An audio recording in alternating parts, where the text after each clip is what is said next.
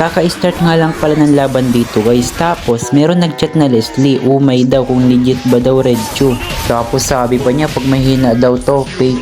Kaya nag-reply agad ako dito guys. Ang sabi ko, fake lang siguro. Tapos sabi naman niya dito, tingin daw kung fake. At habang kinukuha ko dito yung crab guys, hindi ko alam andun pala siya sa damo. Tapos tinuwis lang niya ako, grabe may kasama pang kipi. Tapos nag-chat siya dito, sabi niya, hala fake nga. Parang nakakalata nga pala ako dito guys sa Leslie niya. Kasi tingnan niyo, oh grabe ang sakit, tuwis lang ako. Tapos nalisipian pa ako, grabe naka-cheat.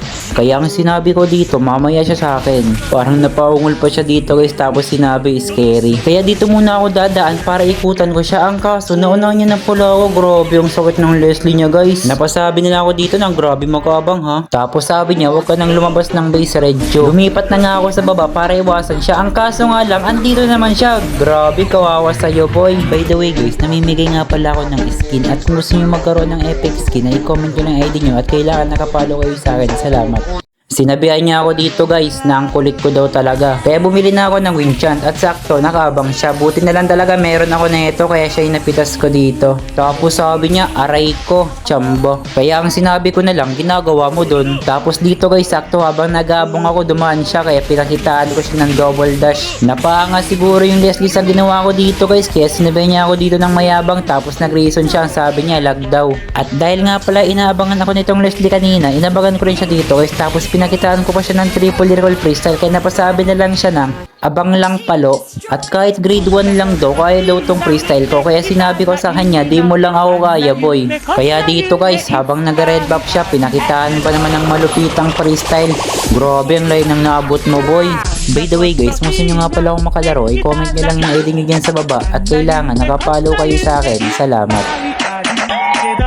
Tinanong niya dito saan daw ako galing kaya sabi ko di mo ako nakita.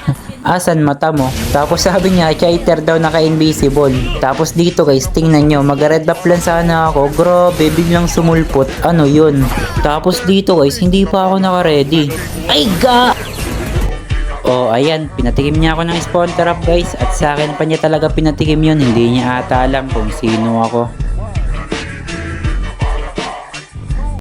Hindi ako naka-ready kanina kaya nagulo niya sa akin at dito gaganunin niya ulit ako pero ako pataling gaganyanin mo boy. Eh hindi niya ata alam na ako yung bagong hari dito. At saka nga pala guys sa mga hindi pa nga pala nakakakilala sa akin dyan, ako nga pala si Red Chu. Isa sa mga pinakamalakas mag-chew dito sa TikTok at marami na nga rin pala ako nadurog na TikToker guys. At kung sino nga pala yung gusto nyo na isunod ko, i-comment nyo lang yan sa baba at i-mention nyo. Ang akala niya siguro tapos na ako, ang hindi niya ata alam na ako yung bagong hari ng spawn trap.